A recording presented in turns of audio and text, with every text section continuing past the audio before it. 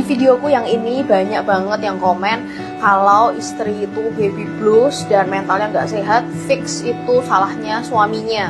Suaminya yang nggak mendukung, suaminya yang nggak menyayangi gitu ya. Nah, aku rasa nggak fair ya kalau kita hanya menyalahkan tapi kita tidak memberikan solusi. Jadi di konten kali ini aku akan kasih tahu gimana sih tips untuk suami ini mendukung, mensupport mentalnya istri. Yang pertama adalah cintai istrimu berulang kali. Kadang buat para cowok, sekalinya aku ngomong I love you, aku nggak minta cerai juga, ya berarti aku tetap sayang kamu, aku tetap cinta kamu. Tapi nggak segampang itu.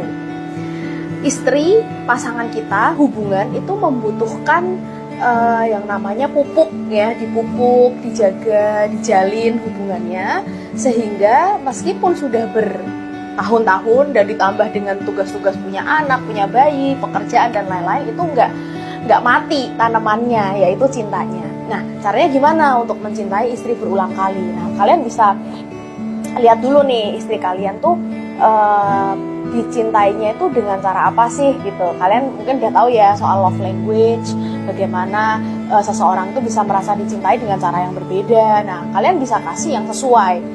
Ada istri yang membutuhkan dicintainya itu dengan kata-kata. Dikasih kata-kata good morning, I love you, aku senang punya kamu, terima kasih sudah masakin, dan lain sebagainya.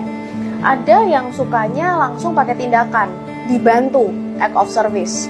Jadi gombal lah kamu ngomong I love you kalau kamu nggak bantuin dia jemur pakaian gitu contohnya. Ada juga yang sukanya dipeluk, physical touch. Dipeluk, dibelai, digandeng, dan sentuhan-sentuhan fisik lain. Ya, dan ada juga yang suka dikasih hadiah. Ya, dikasih hadiah itu tidak selalu mahal ya. Kadang-kadang orang dengan love language gift ini nerima bakpao aja tuh suka gitu, karena dikasih gift, dikasih barang, dikasih makanan ya. Atau menghabiskan waktu bersama-sama. Nah, kalian perlu tahu nih para bapak-bapak ya, bahwa istri kita ini merasa dicintainya tuh dengan cara apa. Kalau nggak tahu mungkin tanya, kalau sama-sama nggak tahu mungkin bisa ambil kayak quiz-quiz gitu ya, supaya kalian bisa mencintai mereka tuh dengan tepat gitu. Yang kedua adalah sepakati pembagian peran rumah tangga. Artinya terutama untuk moms baru ya, yang barusan punya bayi atau punya bayi lagi gitu, punya anak toddler tapi punya bayi lagi, itu dibantu dalam pembagian peran rumah tangga itu sangat-sangat penting. Dan banyak akhirnya rumah tangga itu mulai bermasalah dan porak-poranda setelah kelahiran anak kedua. Kenapa? Karena ada anak satu nih yang lari-lari dan ada bayi yang harus diurus, dan si ibu ini harus masih melakukan tugas-tugas rumah tangga ya, yang mana mungkin ekspektasi si istri ini pengen dibantu nih secara kegiatan rumah tangganya gitu, atau gantian mengurus anaknya. Kan bikinnya berdua, jadi harus ada peran juga dari si ayah, dan itu penting banget juga buat kesehatan mental ibu dan kesehatan mental anaknya juga. Dalam hal ini nggak ada benar salah ya, jadi kalau si istri itu nggak masalah kok, aku handle semua, ya udah nggak apa-apa gitu. Tapi salah satu cara untuk membantu kesehatan mental istri kalian ya bisa salah satunya dengan menanyakan apa yang bisa aku bantu, apa ekspektasimu, bagaimana aku bisa meringankan bebanmu sedikit. Percayalah semua orang itu memiliki stres dan tekanannya masing-masing. Jadi jangan pernah merasa bahwa kita yang paling berat, paling stres dalam kerjaan gitu. Semuanya sama gitu, yang bekerja, yang mengasuh anak, atau yang cari duit, yang mengelola duit, semuanya memiliki stres dan tekanannya masing-masing ya. Jadi kalian adalah satu tim ya, suami sama istri itu satu tim lawan masalah. Bukan suami versus istri, bukan. Tapi kalian tuh satu tim. Nah, kalian kerjasama, lawannya tuh masalah gitu ya.